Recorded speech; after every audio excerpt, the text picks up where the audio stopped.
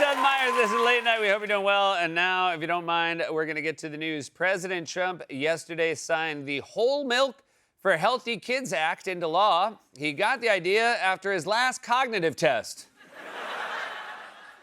That's right. President Trump signed the Whole Milk for Healthy Kids Act into law, which allows schools and their cafeterias to receive federal funding to serve 2% milk to help wash down the 5% chicken.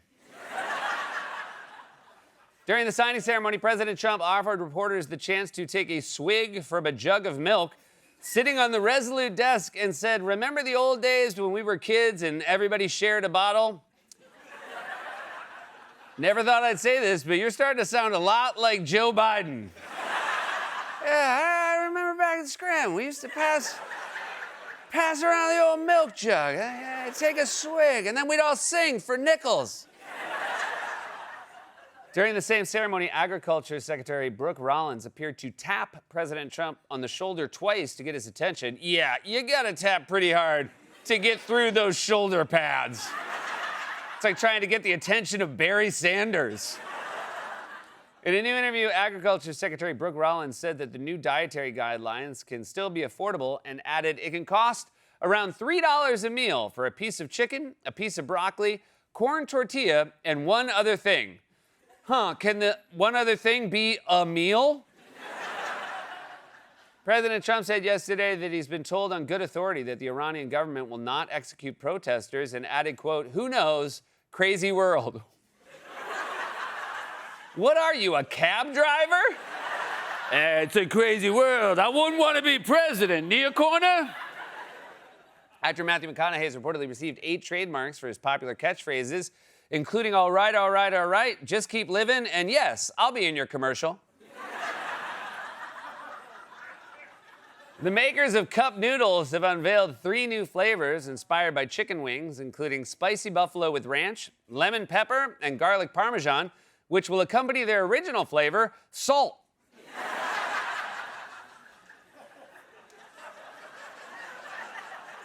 I'm not okay with Cup Noodles. I miss the O. I mean, we used to have our cup of noodles right after we all drank from the same milk jug.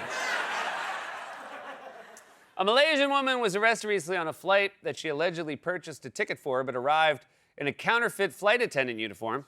When asked if he was concerned, the pilot said, "Oh, I'm not a pilot."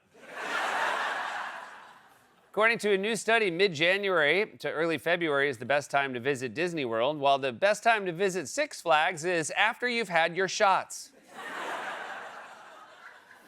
And finally, an Air Canada flight was recently forced to return to the Toronto airport after taxiing because a crew member was still in the cargo hold, while over at Spirit, that's business class. That was a monologue, everybody. We've got a great show for you tonight. He's one of the best to ever do it, the longest-serving cast member in the history of Saturday Night Live. Check him out on a new SNL this weekend with host Finn Wolfhard and musical guest A$AP Rocky. Plus, his first children's book, Unfunny Bunny, is in stores now. Keena Thompson is on the show, everybody.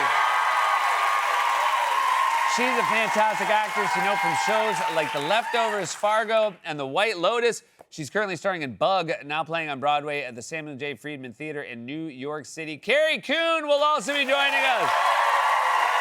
Before we get to all that, the President of the United States cursed out a union auto worker in Michigan after that worker accused the president of protecting pedophiles by refusing to release the Epstein files as required by law. And here's a fun fact. The thing I just told you, not that big of a story. You know why? Because the president's also threatening to use the law from 1792 to send the military into an American city. He's risking war with Europe over his fixation on Greenland. He's sending oil revenue from Venezuela to a bank account in Qatar. He's dismantling the independence of the Federal Reserve. He's overseeing a dramatic rise in the price of groceries. He is once again struggling to stay awake during a televised meeting in the most famous office in the world, surrounded by at least a dozen people in the middle of the day. How do you fall asleep surrounded by that many people in broad daylight? That's like if Joy Behar fell asleep during The View. I can't even fall asleep at night when it's quiet in my own bed. Even if there's a jackhammer outside, that's still more soothing than the voice of RFK Jr. When you go through it all, yelling you to an auto worker was the quaintest thing he did this week. What a time we live in. For more on this, it's time for a closer look. It's worth remembering, amid everything that's happening right now, that Donald Trump is still very unpopular. His approval rating has been underwater for months, and it seems like almost everywhere he goes, he gets booed. It's a night of drama at the Kennedy Center. Before the show and during intermission, some other audience members clapped for the president. Others booed him and shouted felon. Donald Trump ventured out from his Bedminster Golf Club just to get booed at today's FIFA Club World Cup final in New Jersey.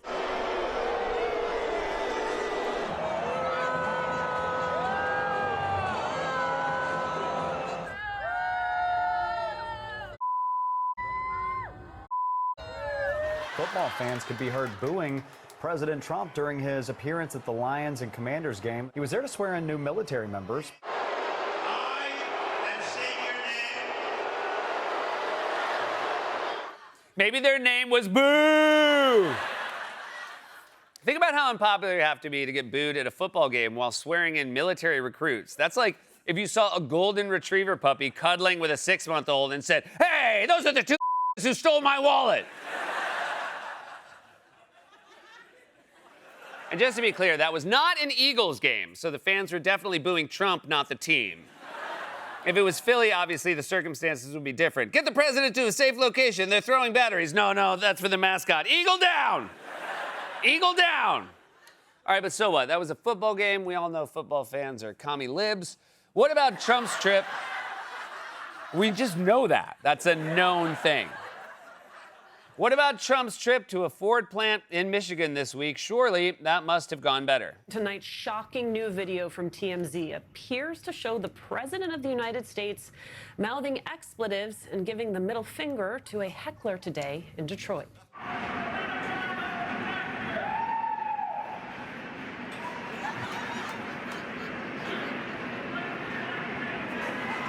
Trump was responding to a heckler who shouted what sounds like, quote, pedophile protector as the president toured a Ford F-150 plant. President Trump appearing to give a heckler the middle finger and saying F you twice. He got heckled by an auto worker. He's so unpopular, he turned a Ford plant into an Oberlin drum circle. Also, what does it say that the president of the United States heard someone yell pedophile protector and immediately thought, oh, he's talking to me?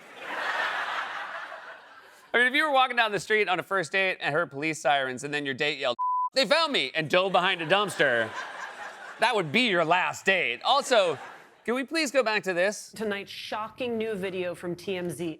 I never thought I'd hear the word shocking new video from TMZ in a story about the President of the United States. Normally when I hear those words, I think somebody's boob must have popped out on the red carpet. So it's pretty disappointing when it's this boob who popped out and stayed out. I just hope the White House has an explanation for this embarrassing incident. In a statement to Newsweek, White House Communications Director Stephen Cheung seemingly confirmed the exchange, saying, quote, a lunatic was wildly screaming expletives in a complete fit of rage. Who are you talking about, the heckler or the president? Because that doesn't really narrow it down. A lunatic was wildly screaming expletives in a complete fit of rage sounds like the TV guide description of a Trump press conference. Seriously, which lunatic screaming expletives are you talking about? This one? Over the next 300 years. It's all bull. These stupid bastards. He was always a mean son of a bitch. He doesn't want to around with the United States. You dumb bastards. We don't need this bull. They don't know what the they're doing. Trump curses so much, he sounds like me watching Trump. Actually, it sounds like my dad watching me play golf. Oh, come on, it's your third drop of the day, stupid son of a bitch. Doesn't know what the he's doing. Dad, I can hear you. It's so on the nose that Trump is literally flipping off blue-collar union workers, the same people he's been screwing over for a decade now. He's chipped away at the power of unions. He's overseen a decline in manufacturing jobs, taken healthcare and food assistance away from millions of people, and overall made the gap between the richest and the poorest even wider. It's almost like he's trying to around with the United States. But don't worry, Trump's team has a plan to make everyone happy. Grocery prices may be rising, but the administration has run the numbers and landed on a list of inexpensive foods that all Americans can enjoy. Let's welcome back to the show now the Secretary of Agriculture. Brooke Rollins joins us from the North Lawn. It still costs people a lot to go to the grocery store. When is that going to change? Well, here's what I would say. The cost of groceries are actually coming down. We've run over 1,000 simulations. It can cost around $3 a meal for a piece of chicken, a piece of broccoli, corn tortilla, and one other thing. Okay. First of all, that sounds like a delicious meal. I love to sit down for dinner with my family and dig into a healthy plate that consists of one piece of chicken, one piece of broccoli, one corn tortilla, and because we're rolling in it, one other thing. That list is so bad, I'm guessing the one other thing is a single French fry you have to wrestle away from a pigeon in a McDonald's parking lot. Give me that! Yeah, I'm making dinner for $3. I need one other thing. If I don't get this, the other thing's a rock. Seriously, one piece of chicken, one piece of broccoli, and one corn tortilla is your recommendation to Americans for what they should eat? That sounds like a meal aliens would bring to your cell after they abduct you. Please enjoy some of your Earth foods. You will need your strength for the probing. Also, I have to go back to this. We've run over 1,000 simulations. I'm sorry, you had to run over 1,000 simulations to add up the cost of 3 grocery items? Don't use the computer for that. That's not what the computer is for. Also, what do you mean it can cost $3? And how many of the simulations did it cost more? In one simulation, there was a corn virus, and the chickens ate the corn, and all the chickens died, and it was like $1 million. But you know what? Trump's a man of the people. I'm sure this is also what he eats, right? He threw another extravagant party at Mar-a-Lago for his celebrity friends and loyal supporters, featuring opera performances, ice sculptures, and a lavish dinner. A Great Gatsby-themed party complete with dancers and champagne flowing. The champagne was flowing and the crab was piled high. He was in Mar-a-Lago golfing or hosting lavish parties with seafood towers and caviar and champagne. First of all, The Great Gatsby is only like 180 pages. How did none of these people make it to the ending? Second, seafood tower. I tried to make a tower with my chicken, broccoli, and tortilla. That fell right over. And yeah, I put the tortilla on the bottom. I knew to put the tortilla on the bottom. Can you imagine if Trump tried serving that to his rich friends? Everyone, if you look at your menus tonight, you'll see.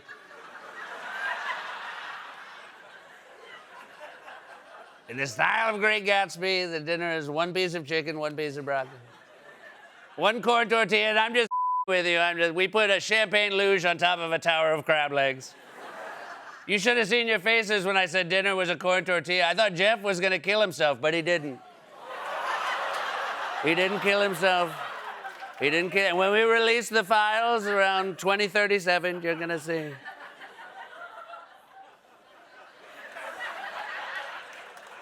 He didn't kill it. He didn't do it. But don't worry, if the corn tortilla doesn't sound appetizing to you, there is one more thing you can add to your meal now, thanks to President Trump. Milk. Whole milk will be back on the menu for millions of student lunches. At the White House, President Trump put his signature on the Whole Milk for Healthy Kids Act. So milk would help your cognitive ability. Absolutely. You could tell who's been Take a cognitive test. So look, I've taken a lot of them. I've aced every one of them because I drink milk. All right, first of all, there's no way you drink milk. Unless someone tricked you into thinking your Diet Coke came from a cow. This is actually milk. It just comes out of a different teat. It's like the soda fountain at a Taco Bell. One's for milk, one's for Diet Coke, one's for Mountain Dew.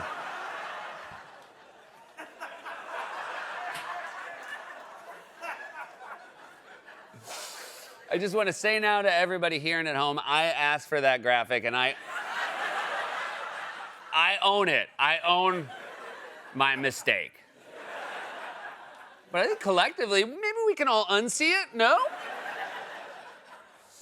Also, that was Ben Carson answering him. I know he's a doctor, but I wouldn't trust him when it comes to cognitive abilities. Do you guys remember this? We just saw Mr. Trump here. I asked him, how did it go? And he said, great. And he said he learned a lot of things. What do you think he took away from today? my luggage.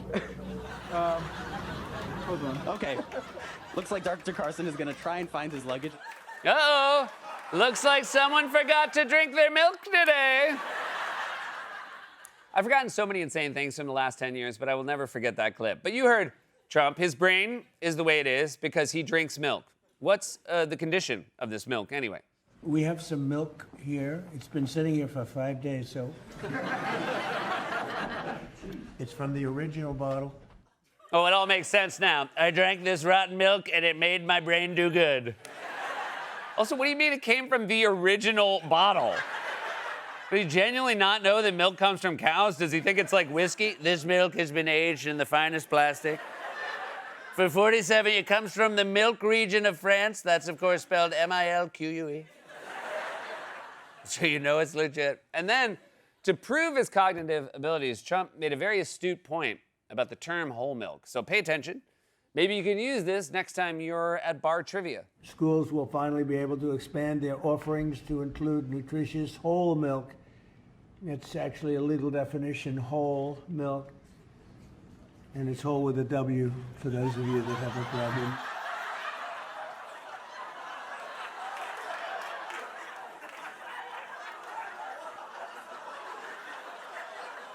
I think I know what happened here. In the meeting where they decided on this new milk policy, Trump asked his aides, which hole does the milk come from? And then they said, excuse me? And he said, it's called whole milk. What hole does it come out of? And they said, sir, it's whole with a W. And now he's explaining it to all of us. Seriously, what the hell would it be if it didn't have the W in front? What is whole milk? Oh, is that the one other thing? No one cares about any of this. People just want to be able to afford healthcare, housing, food. They want to not get harassed or assaulted by federal agents. Instead, Republicans are threatening that America can wage war anytime, anywhere, from Iran to Greenland to Venezuela. The United States has demonstrated to the people around the world that we can touch you anywhere at any time of our choosing. Yeah, I don't think that's how you wanted to say that. Anywhere, anytime, we can touch you and get your whole milk. Trump promised to improve people's lives, make things more affordable. Instead, he's threatening to annex Greenland, send the military into an American city. His poll numbers are low, so he's pulling stuff out of his ass, which, incidentally, is also where he gets his whole milk. This has been a closer look.